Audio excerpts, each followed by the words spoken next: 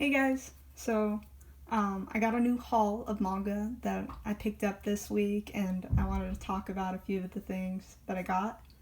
So, the first thing I picked up was Message to Adolf, both parts 1 and 2 by Osamu Tezuka.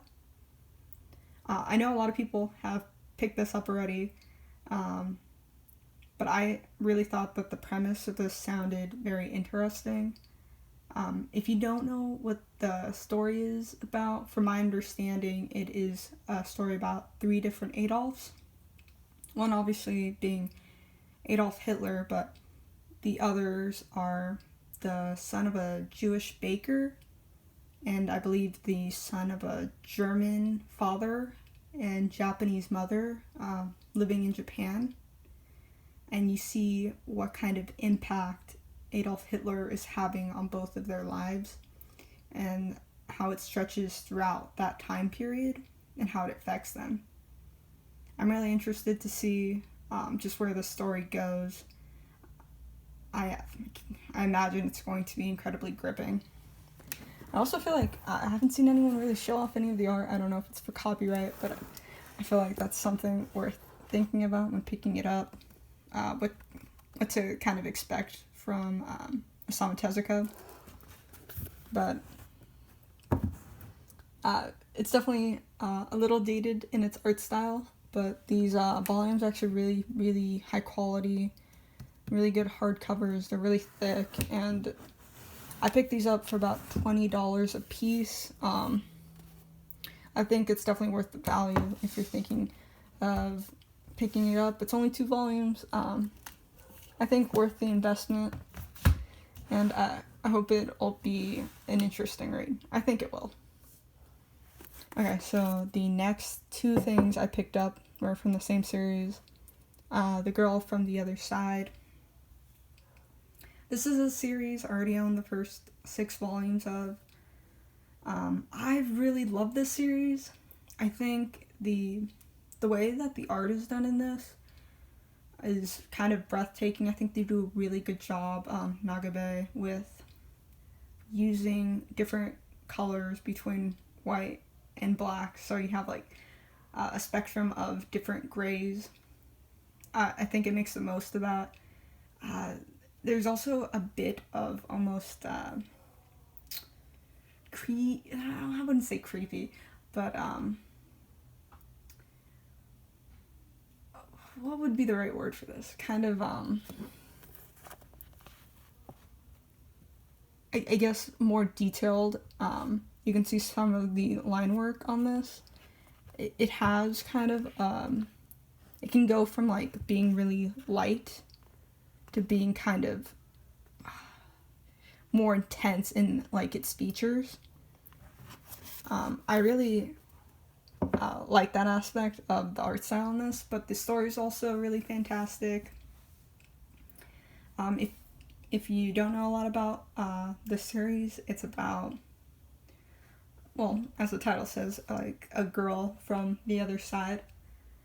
So there's basically like the human realm where people, or I guess, are considered almost like untouched and pure.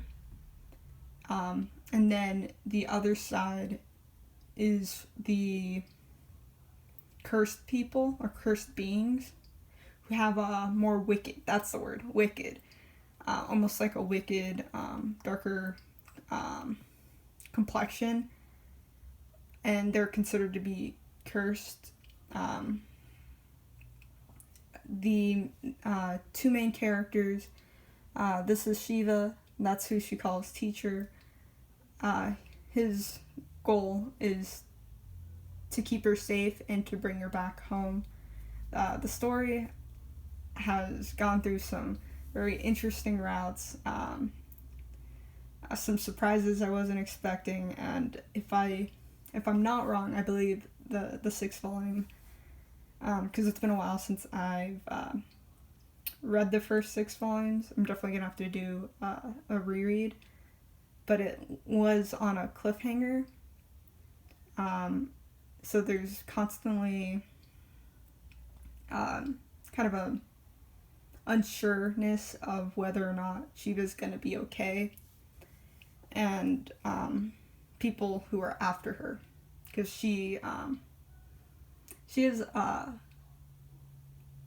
wouldn't say like a power, but there's something about Shiva that is different from other people in the inside. So, I mean, I'm really looking forward to reading these two. Definitely gonna have to recheck the first 6 volumes out before I read these, but if it's anything like those first 6, I know I'm gonna love it.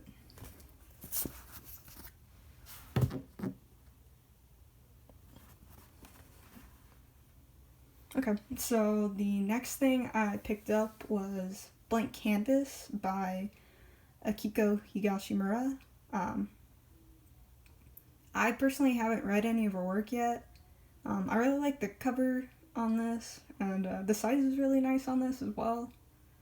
And this is actually volume 2. I actually haven't picked up the first volume yet. I got this one for a really good deal. I think the idea of this story being an autobiography is really interesting, and kind of getting to see how such a prominent artist or mangaka coming into her own, that seems like worth the read to me. So I'm interested to see that. And I also think that because this series isn't too long, I believe there's only 6 volumes, I think it makes it a little easier for me to get into. So if it's anything how like people have spoke about her work, I'm sure it's excellent, and I'm interested to see just just how interesting an autobiography can be. Because I don't think there's many. I think this will be a fascinating read in that regard. Oh, okay. So the next thing I picked up is actually a light novel. It's called At Night I Become a Monster. And it's actually by Yoru Sumino, the same author of I Want to Eat Your Pancreas, which I actually have gotten the chance to read since my last video. And it was, I think there was a lot of good parts to it. I think there were a couple of things that I wish had been expressed a little more throughout the that omnibus, but I think it had a lot of good points, and I was glad that I read it. But I feel like, if I'm not mistaken, this artist is mostly a light novel artist. I imagine if I had read it in that format, it might have tied together a couple of the issues I had with it and made it flow just a little better. This one seems kind of like definitely like a different direction in my opinion. I really love the cover art for this. I think it looks a bit creepy. I've only read about two other light novels, both of which were for Perfect Blue, which I really loved. They were like creepy. And I hope this is going to be something similar. I picked this up kind of as just like an out of interest. I thought the art looked interesting, and I enjoyed Want to Eat Your Pancreas enough that it seemed it would be worth looking into. I actually don't know how many volumes this or pages this is. Yeah, okay, like 260. I'm fascinated to find out a little more about this story. But yeah, really heard anyone talk about this series. I don't know if it's necessarily that new, but I picked it up on a whim because I got a really good deal on it. I'm really glad I picked it up. I think this is really light comedy. There's not like a huge overarching story with this. It's just about a boy who has a new stepfather that's a unicorn and having to deal with that. I think it's fun, it's quirky.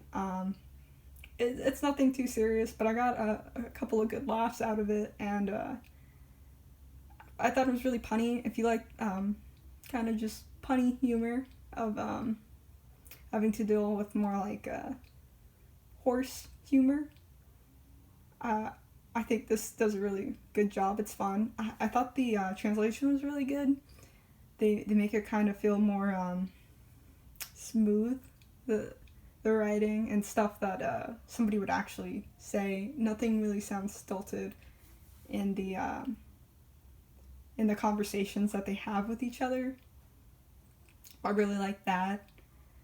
And I thought there were some really good, light-hearted moments, and it was nice to see how they interact with each other. It reminded me a lot of how just like teenagers act with like their parents in general. Yeah, I really enjoyed this. I thought it was funny. If you need like a cart topper for something and you just want like a fun light read or something to maybe mix up like the current reading regimen you've had of like just shonen or something, and you just want something different, I think this is it. I really love this. It was just fun. I like this a lot.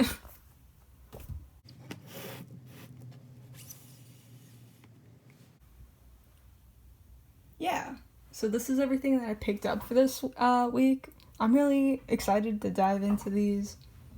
If anyone's read At Night I Become a Monster, I'd really love to know your opinion on it. Just because I haven't heard anyone talk about it. I'm also really excited to dive into Message to Adolf. And I know I'm going to have a bunch of stuff coming up soon because Right Stuff has had a lot of great deals on things that I've been wanting to pick up and feel like now's the time to get into them now that I can get some pretty good deals on them. But hope you guys enjoyed this, and until next time.